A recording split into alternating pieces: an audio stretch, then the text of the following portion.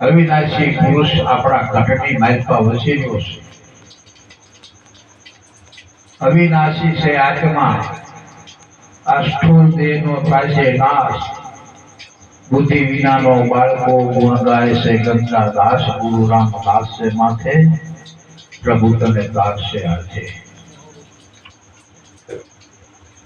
અવિનાશી ચેતન બ્રહ્મ આપણા ઘટની માલપા નિર્ગુણ સ્વરૂપે અને શબ્દ સ્વરૂપે જે આપણા પ્રાણની માલપા એ પ્રાણનો પ્રાણ ચલાવવા વાળો છે. પ્રાણને ચલાવવા વાળો જે પરમ તત્વ પરમાત્મા આપણા ઘટની માલપા બિરાજમાન થયો છે તે આપણા દેહને પણ વિદ્યમાન રાખે છે.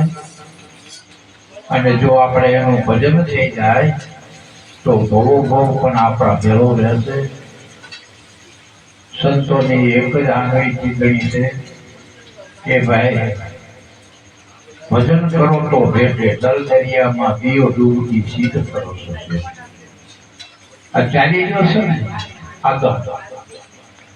આદમ ખુદા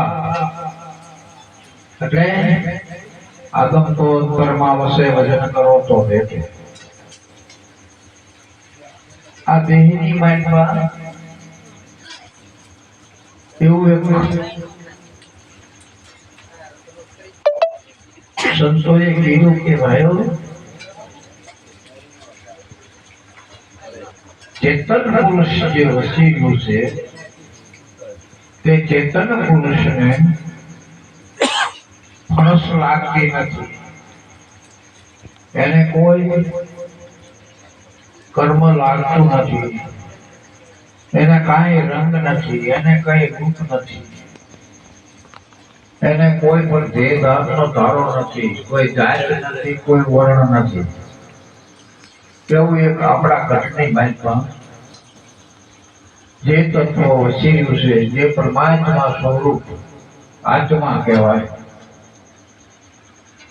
એટલે એ આત્મા એક પરમાત્મા છે. પરમાત્મા એક પરમેશ્વર છે. પણ સમજાય ક્યારે કે હર હંમેશાની માટે જો સંતોનું શરણું લઈ અને સત સમાગમ કરીએ અને સતના મુખમાંથી જે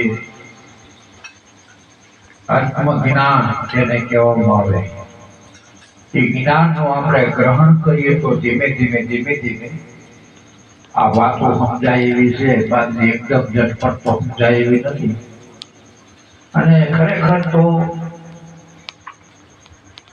આપણને મનુષ્ય જે આપણે કીર્તિભાઈ કહ્યું ને કે ભલે ભાઈ મનુષ્ય તનું પાવા સુર ક્રૂર સત ગ્રંથ ની ગાવા.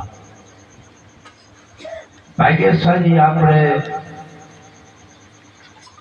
છીએ તે આપણને મનુષ્ય દેહ મળ્યો છે.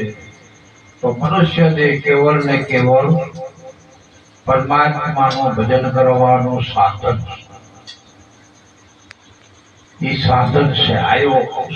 આવો અવસર સવારમાં બાપાએ કીધું ને ભગતે વાણી કે આવ્યો અવસર એને ઓળખો પછી થશે પસ્તાવો. આ મનુષ્ય દેહ વારંવાર નહીં મળે. એક જ વાર મનુષ્ય દેહ નો તક આપણને મળી છે. એટલે આ અવસરને ઓળખી અને પરમાત્માનું ભજન કરી ઈશ્વરનું ભજન કરી અને 184 સુખવા માટે આ મનુષ્ય દેહ આપણને મળ્યો છે. તો મનુષ્ય દેહની મારી એવી કમાણી કરી અને 84માં ન જવું પડે એટલા માટે થઈને આ એક મનુષ્ય દેહ છૂટવા માટે 84 છૂટવા માટે મનુષ્ય દેહ આપણને મળ્યો છે. આવા અમૂલક દેહ આપ્યો પ્રભુએ ઘણી દયા કરી. આને તમે ખોટી રીતે ગુમાવી ન નાખશો ભાઈ. શ્વાસે શ્વાસા નામ બદ વૃથા શ્વાસ મત ખો. क्या जाने આ શ્વાસ की फिर रावण हो के ना हो. કદાચ આ મોટા મોટા વાહન